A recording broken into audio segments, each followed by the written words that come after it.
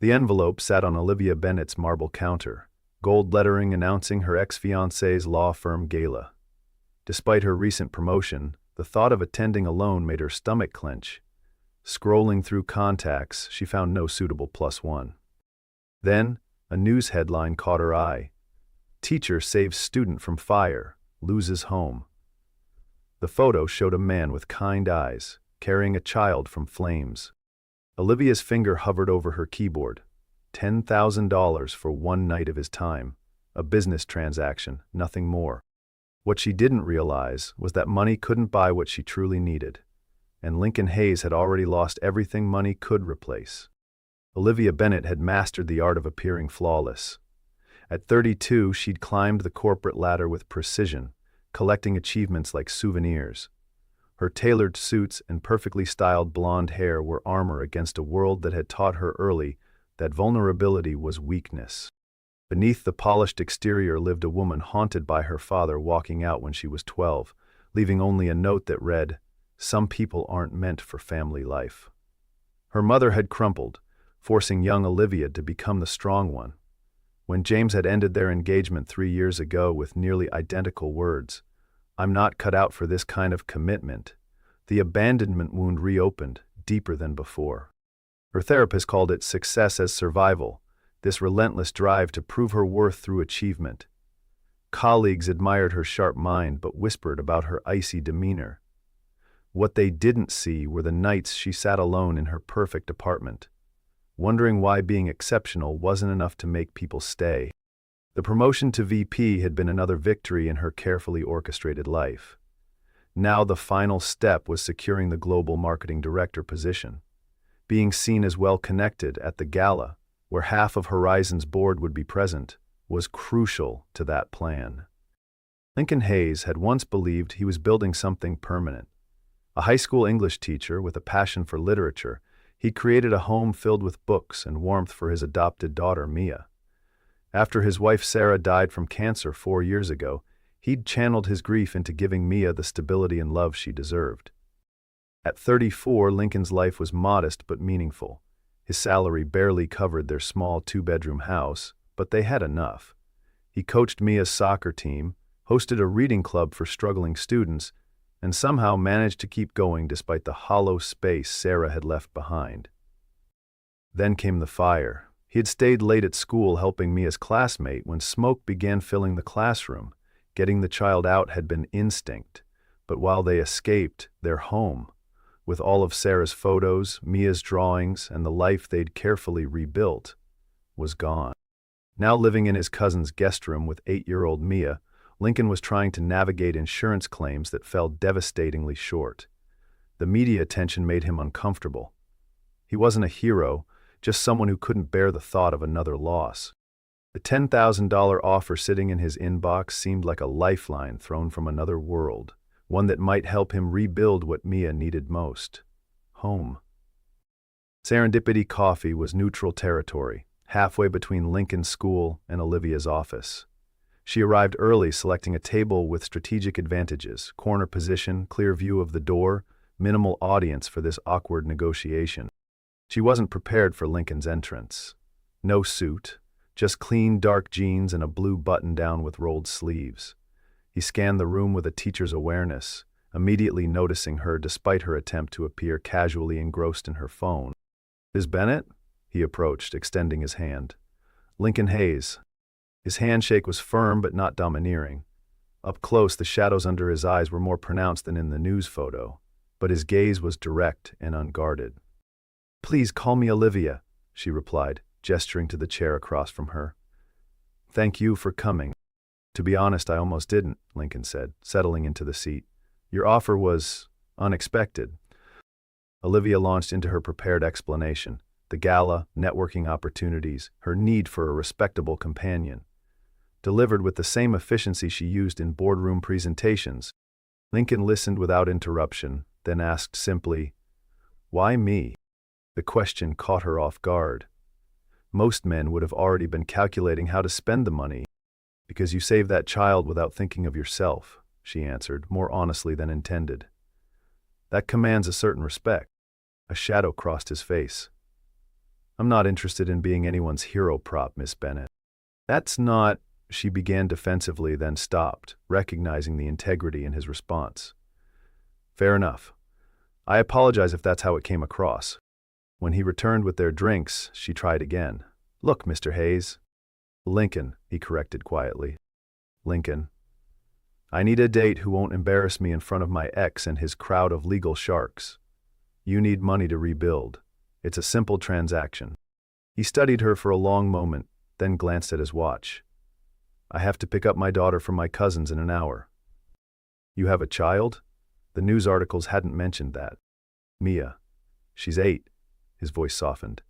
She lost her mother 4 years ago, and now our home. The insurance won't cover everything we lost. Olivia's throat tightened unexpectedly. I'm sorry. Don't be. We're luckier than many.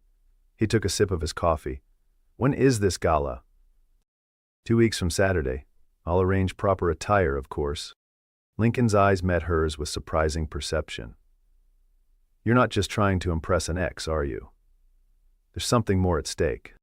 Instead of the polished half-truth she'd prepared, Olivia found herself saying, There's a promotion coming, global marketing director. Being seen as well-connected helps. He nodded slowly. All right, Ms. Bennett, I'll be your +1, but I have conditions. First, he began, half the money goes directly to a college fund, for Mia, non-negotiable. Olivia nodded. I can have my financial advisor set that up. Second, this remains confidential. My students and colleagues don't need to know about this arrangement. Agreed. Discretion serves us both. Lincoln hesitated before continuing. Third, I won't pretend to be something I'm not. I'll wear the suit, learn which fork to use, but I won't invent a different background or profession. Olivia's fingers tapped against her cup. This complicated things, but she respected his integrity. That's fine, but we should align on our connection, how we met. The truth modified, Lincoln suggested. We can say we met through the school's corporate sponsorship program. Your company does community outreach, I assume? We do, she confirmed, impressed by his quick thinking. And finally, he added, I'll need 2 evenings to practice whatever social skills this event requires. I'm comfortable with students and parents, not CEOs and lawyers. Olivia found herself smiling slightly. That's actually sensible. She reached into her briefcase and produced a contract with the terms they'd discussed. Lincoln read it carefully before signing. There's one more thing, Lincoln said, his expression serious. I need a +1 myself for Mia's school art showcase. It's the night before your gala. Olivia blinked in surprise. You want me to attend a children's art show? Mia lost her artwork in the fire. She's been recreating her favorite piece for this showcase. His eyes held hers steadily. Consider it part of our rehearsal. Something about his quiet advocacy for his daughter resonated, deeper than Olivia wanted to admit. This wasn't in her plan, but she found herself nodding. Healed. Lincoln arrived at Olivia's penthouse for their first practice session, with obvious discomfort.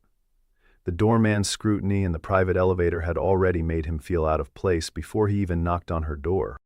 Olivia answered wearing a sleek black dress, her hair pulled back in a professional style that emphasized her sharp cheekbones and clear blue eyes. Right on time, she noted, gesturing him inside. Lincoln stepped into a space that looked more like a luxury hotel suite than a home.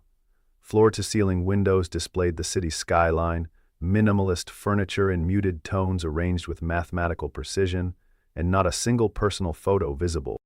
I thought we'd start with dinner etiquette, she explained, all business. The gala will include a 5-course meal. For the next hour, she guided him through formal dining rules. Lincoln proved a quick study, asking thoughtful questions and making occasional self-deprecating jokes about his usual dinner companion's preference for dinosaur-shaped chicken nuggets. When he mentioned Mia's habit of saving the best bite for last, something in Olivia's expression softened momentarily. My father used to say that was the mark of an optimist, she remarked, then immediately changed the subject. Now, about dancing. There will be a formal portion after dinner. She connected her phone to hidden speakers, and classical music filled the apartment. Stepping closer, she positioned his hand at her waist with clinical detachment. Basic waltz, 1, 2, 3. 1, 2, 3. Just follow my lead initially.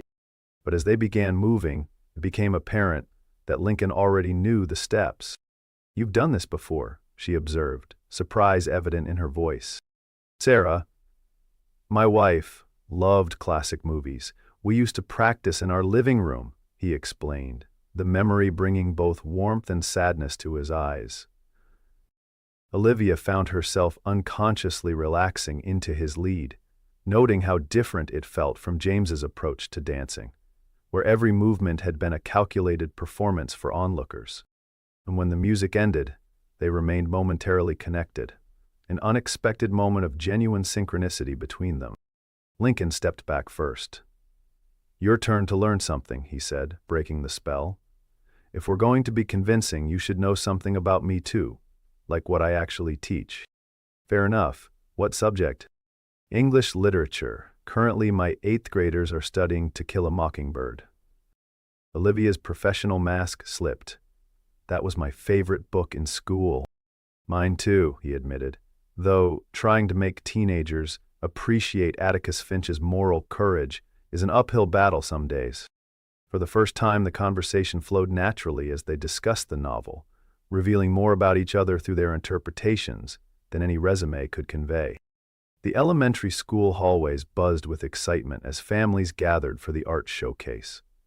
Olivia felt profoundly out of place among the chaotic energy of children and parents, having chosen dark jeans and a cashmere sweater instead of her usual business attire. Lincoln met her at the entrance, a subtle relief crossing his features when he saw her. "You came." "We had a deal," she reminded him, though they both recognized she could have easily found an excuse to cancel. "Mia's nervous," he confided, guiding her through the crowd. "This is her first big event since the fire."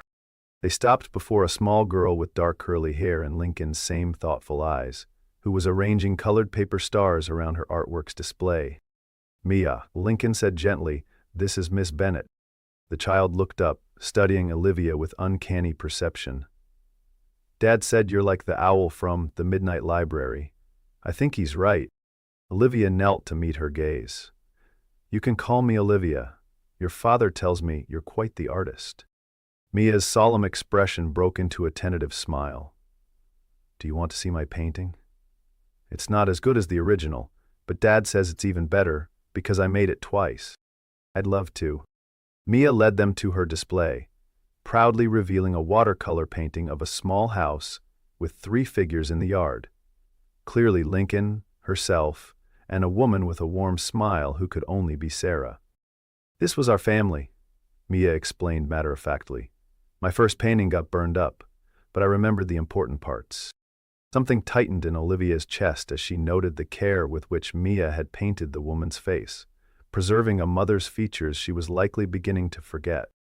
"It's beautiful," Olivia said sincerely. "You have a wonderful talent for capturing feeling." Mia beamed at the specific compliment. "Dad's taking me for ice cream after. Do you want to come?" Before Olivia could formulate a polite decline, a sharp voice cut through the moment. "Lincoln? Lincoln Hayes?" They turned to find a polished woman in her 40s approaching, her expression a calculated mix of surprise and concern. "Rachel," Lincoln acknowledged, his posture stiffening slightly. "How are you?" "Well, you know, busy with the foundation as always," she replied, her gaze sliding curiously to Olivia, then fixing on Mia with exaggerated sympathy.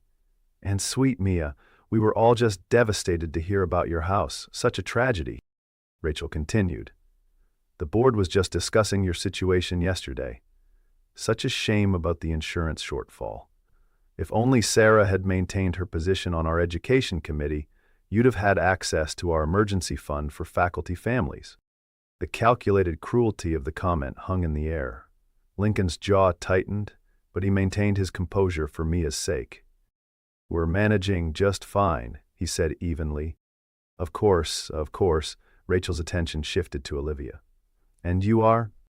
Before Lincoln could answer, Olivia extended her hand with the same commanding presence she used in hostile takeover meetings. "Olivia Bennet, VP of Marketing at Horizon Investments. Lincoln and I are together." She let the ambiguity of the statement hang intentionally. We're actually discussing a significant grant for the school's literacy program. Rachel's expression faltered. Oh, I wasn't aware the school was receiving corporate funding. It's still in development, Olivia smiled with practiced precision. Though I'm curious why the Foundation's emergency fund wasn't automatically extended to Mr. Hayes, given the circumstances. That seems like an oversight my company would find concerning when evaluating partnership opportunities. The veiled threat landed perfectly. Rachel backpedaled. There must have been a miscommunication. I'll speak to the board immediately.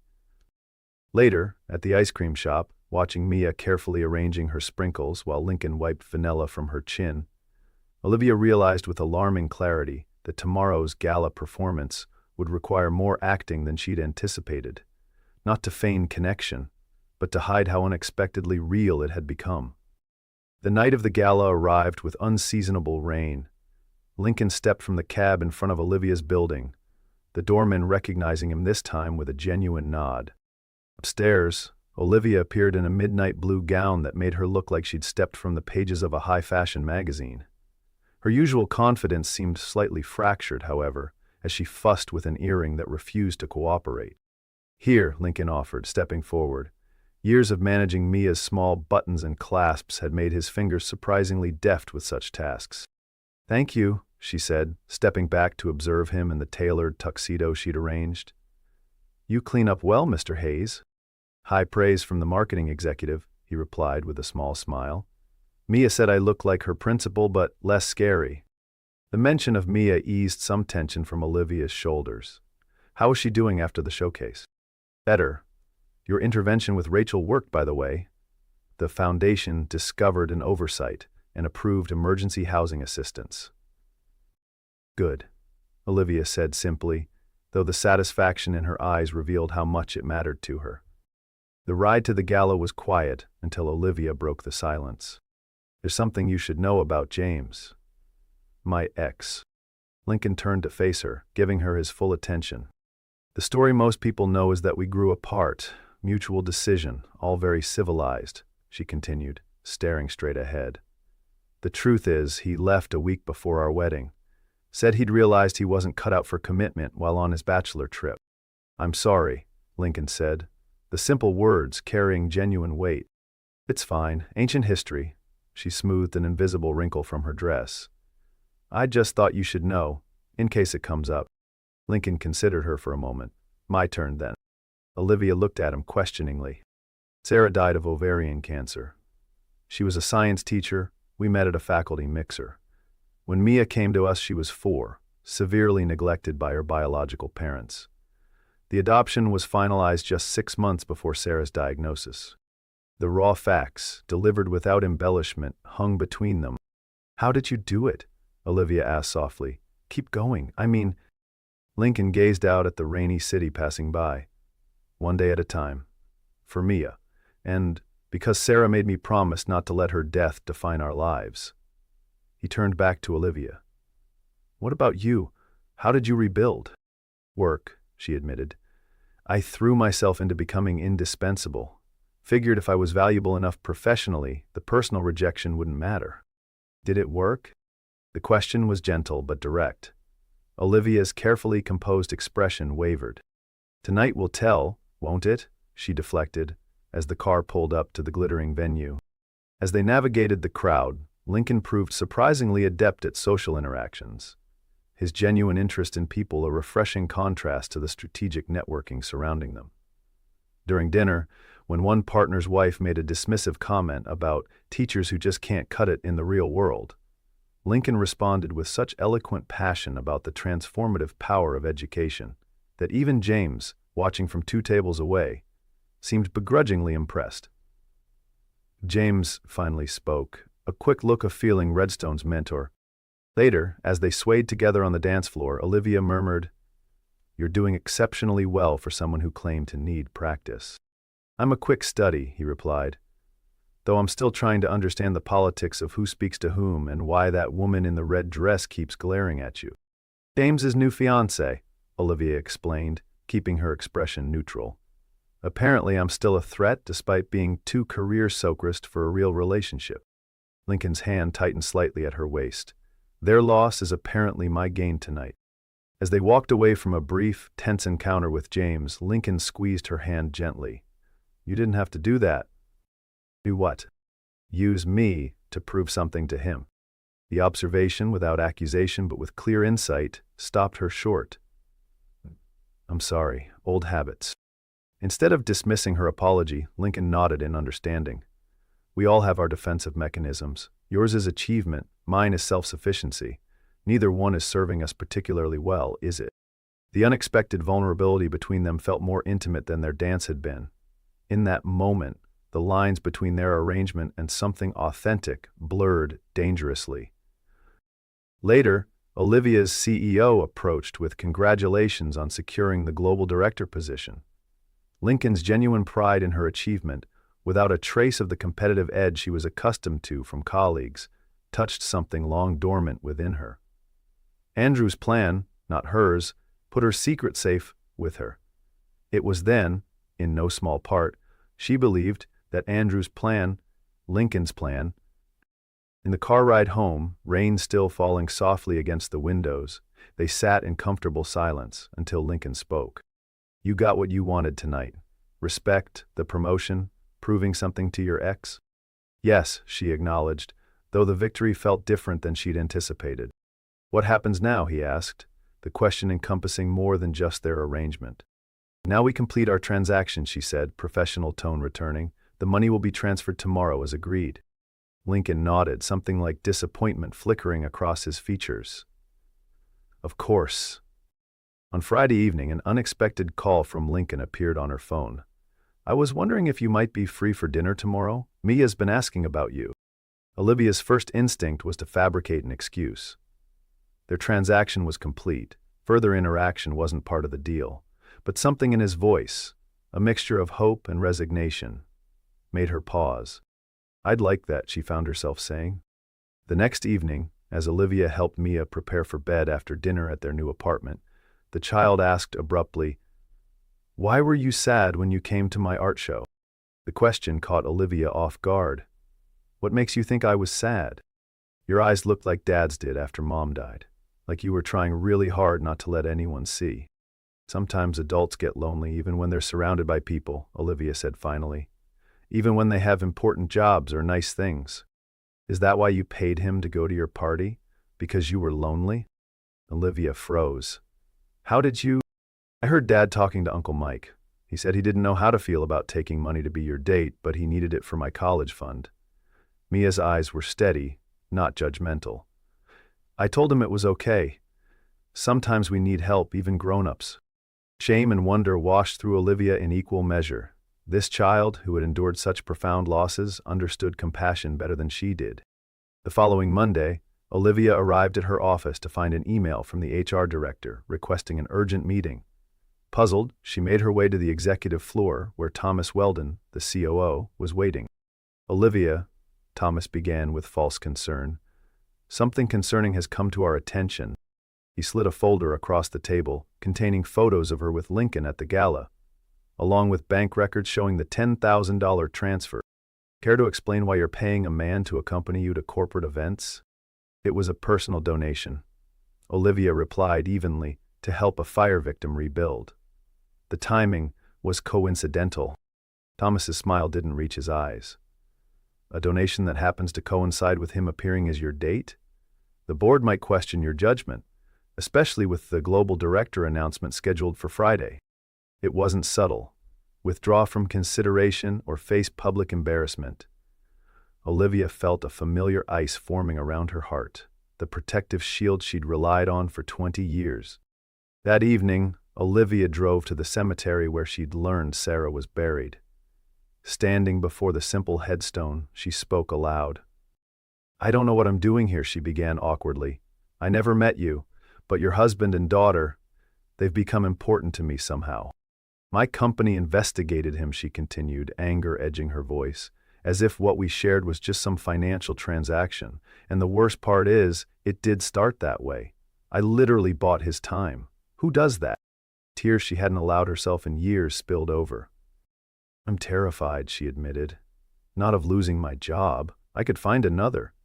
I'm terrified of being exactly like my father, exactly like James, of walking away when things get complicated. As she turned to leave, her phone rang, Thomas Weldon's name flashing on the screen. Thomas, what can I do for you?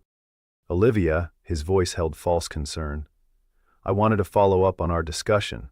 The board is meeting this afternoon to finalize the global director appointment and, well, certain relationships might raise questions about judgment. Actually, Thomas, she replied with surprising calm, I've been meaning to speak with you about our company's educator support initiatives. They're woefully inadequate. I don't see how that's relevant to... It's directly relevant to my judgment as a potential director, she interrupted, because I believe a company's values should extend beyond profit margins. The teacher your investigator so thoroughly researched? He saved a child's life while losing everything he owned. The money your report flagged? A donation to help him rebuild, while our company's own community support programs failed. When Olivia called Lincoln to explain her plan, she expected resistance. Instead, he listened quietly, then said, Tell me when and where. 3 hours later, they stood together outside the boardroom. Are you sure about this? He asked. You've worked 20 years for that position. I'm not sacrificing my career, she countered. I'm redefining it, on my terms. As they entered the boardroom, Olivia felt the weight of 20 pairs of eyes assessing, judging. Thomas Weldon's smug expression suggested he expected her to stumble, to withdraw her candidacy gracefully. Instead, she introduced Lincoln as an educational consultant, then launched into a presentation about Horizon's responsibility to the communities it served. When Lincoln spoke about the reality of teaching in underfunded schools, about children like Mia who needed more than occasional corporate field trips, the board's attention shifted. By the time Olivia outlined her proposal for a comprehensive educational support program, one that would require her to step away from marketing and into a new community engagement leadership role, even Thomas looked uncertain. The CEO, Edward Harrington, studied her with new interest. This is quite a departure from the global director position you've been pursuing, Olivia. Why the sudden change? Olivia glanced at Lincoln, drawing strength from his steady presence. Because I realize that success isn't just measured by titles or compensation, it's measured by impact. When the meeting concluded, Harrington asked Olivia and Lincoln to remain behind. That was either the bravest or most foolish career move I've witnessed in 30 years of business, he said, his expression unreadable. Thomas wanted you removed from consideration entirely based on this personal arrangement. Olivia straightened her shoulders. And your decision? I'm creating a new position, Executive Director of Community Impact, reporting directly to me. The salary matches Global Director, but the focus is implementing the vision you just presented. He turned to Lincoln. With Mr. Hayes as our educational advisor, if he's willing. Outside the building, Lincoln turned to her with wonder in his eyes. You gave up the position you wanted. No, Olivia corrected softly. I chose something better. Something that matters more. For the first time in her adult life, she'd made a decision based not on fear of abandonment, but on hope for belonging. I need to ask you something, she said, her voice uncharacteristically hesitant. Was Mia right about how you feel when you talk about me? Lincoln's expression softened. What did she say? He smiled different, like he used to in old pictures with Sarah. His gaze held hers, vulnerability matching vulnerability. Mia has always been perceptive.